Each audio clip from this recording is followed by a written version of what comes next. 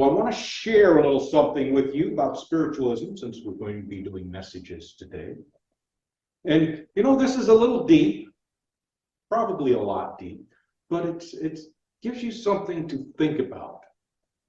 And it's the seed, planting the seeds that interests me.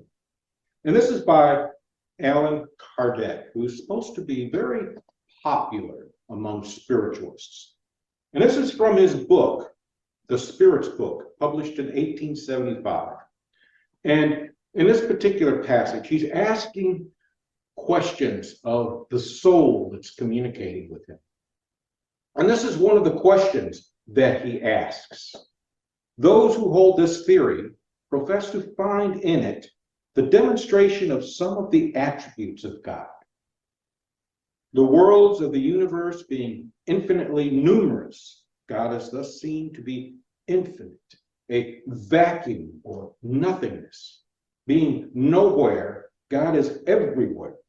God being everywhere, since everything is an integral part of God. He is thus seen to be the intelligent cause of all the phenomena of the universe. And he asks, what can we oppose to this argument? And the souls replied to him, or the soul he was communicating, replied to him, reflect on the assumption, and you will have no difficulty in detecting its absurdity. Now that really struck me. All right, so if you think about it, you'll discover that it's flawed. And since I have been teaching that we are all God, together we are God, I realize that if I subscribe to this, then I have made a mistake. So I have to change my way of thinking. And this is the nice thing about spiritualism. It encourages you to expand your knowledge, expand your thinking, to think differently. And it doesn't tell you that this is it. It says investigate. So the conclusion I came to was that I must dispense with the idea that all compose the superior intelligence, and in doing so must develop something different. Therefore, the superior intelligence, and I say superior intelligence, not infinite intelligence or supreme intelligence or anything like that, because when we do things like that, we muddle things up. So I continue this thought to myself. Therefore, the superior intelligence exists as the cause behind the creative force, the cause.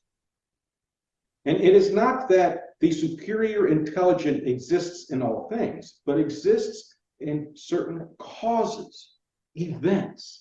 The superior intelligence exists in events. Now that's something different. Especially when we look at some of these early investigations into quantum philosophy, and I think it was Paul Kammerer who suggested that we have events in common. Not likes and dislikes, but events in common that draw us together. So, where did I go to? Oh, yes. And as the effects of those causes carry forth the cause, meaning we are the effect of the cause, and we carry part of that cause with us, it is a process because we possess a portion of the cause.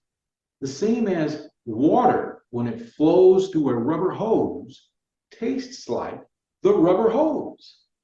But the taste is not the hose, it is a remnant of the hose. And interestingly enough, this very teaching here exists in the Gnostic writings as well. And in 1875, they didn't have access to the Nag Hammadi library because it was still buried. And I always have to think to myself, this is very interesting. Any thoughts or comments?